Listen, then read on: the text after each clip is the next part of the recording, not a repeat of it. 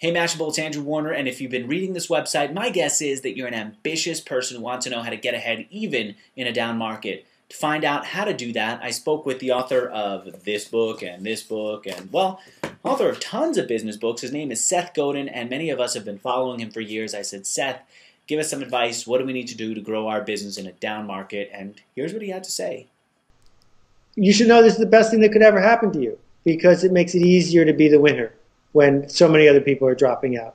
The dip is closer and shallower than it would be if these were the boom times. The emphasis should not be on how do I raise money and hire people. The emphasis should be on how do I build value today. Because if every day you're doing this, you're building value, connecting with people who find you irreplaceable, then you will become irreplaceable. If you understand that in a down economy, not only is there less money for people to spend on you, but you have to spend less money to make stuff that's worthwhile, you can balance those two against each other. You know, it makes me sick to see, oops, did I do that?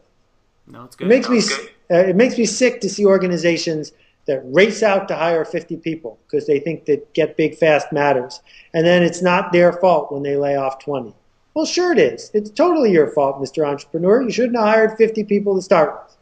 And that the goal is not how fast can you hire as many people as you can. The goal is how irreplaceable are your people? How much can you boil down the essence of what you're building? So that when we look at the big home runs online, they're not the Daily Beast with $18 million spent and hundreds of people. They're Twitter with a tiny team of people who have a very fine, focused vision. Now, one of the things the guys at 37 Signal say is if you want to be on budget and on time, what you're going to have to do is the day you hit the budget or the day you hit the deadline, you got to ship. And it's a race.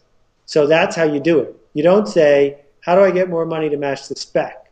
You say, how can I get the spec out there for the money I have?